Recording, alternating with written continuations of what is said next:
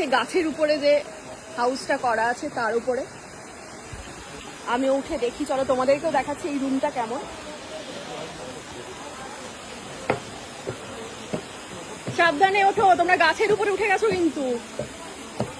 এখানে এবার পুকুরটাও দেখা যাচ্ছে। এই যে আচ্ছা, এইটা কি ওই যে ফ্লোটিং যে হাউস সেইটা ওইটা না? আচ্ছা, ওটাও বুক বোধহয় আজকে, না? এটাও বুক আছে আজকে, সেই জন্য ওইটা, নাহলে এইটাতে আমাদের আজকে ভেবেছিলাম। দেখি এটা করে দেখি তো এই রুমটা দেখি। হ্যাঁ, এটা ফ্লোটিং, এটা হচ্ছে তোমার ঘুরবে। আচ্ছা, ওই জলের মধ্যে? হ্যাঁ হ্যাঁ, জলের মধ্যে। তো এটা ট্রি হাউসের রুমটা। সুন্দর, এটা অনেকটা বড়। আমরা যেহেতু রাতে থাকবো না, সেই জন্য আমি ওটা করেছি। তো এটা যেহেতু এখন ফাঁকা আছে, তুমি চাইলে থাকতেও পারো। তো ট্রি হাউস দেখে নিয়েছি, এবারে যাব এই যে, এটার নাম হলো রেইন হাউস। এখানে কিন্তু কেয়াদির যে বাগান বাড়িটা তোমরা দেখছো, এখানে কিন্তু এক একটা রুমের এক একটা নাম আছে।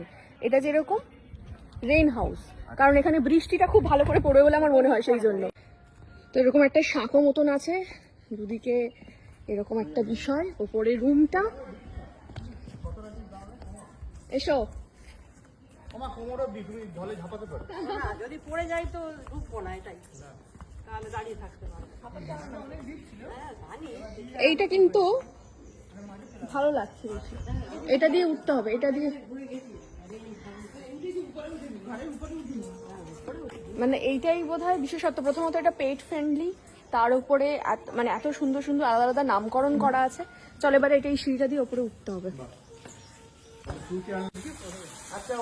আচ্ছা, এই যে রেইন হাউস, এই জন্য এটার নাম রেইন হাউস, কারণ এটা বৃষ্টি পড়বে। আমি ভাবলাম বোধহয় বৃষ্টিটা সব সময় পড়লে। ও নাইস, দারুণ। কি গো, কেমন লাগছে? এই যে এখানে আমরা ছাদে উঠে গেছি, একটা টপ থেকে এই বৃষ্টিগুলো পড়ছে। আচ্ছা, এবার রুমটা খুলে দাও তো দেখি দাদা। এই যে লেখা রেইন হাউস, কেয়া পাতার নৌকা, রেইন হাউস।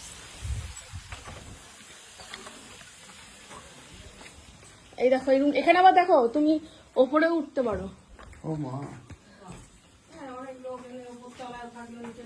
বাহ, এখানে বসার জায়গা। এখানে বসে খেতে পারো। বাথরুমও আছে এরকম। হ্যাঁ, হেঁটে যাচ্ছে। এখানে শোয়ার জায়গা, শোয়া জায়গা মানে ডাবল বেড।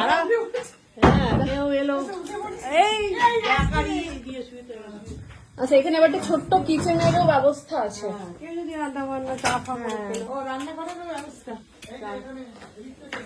কই তুমি?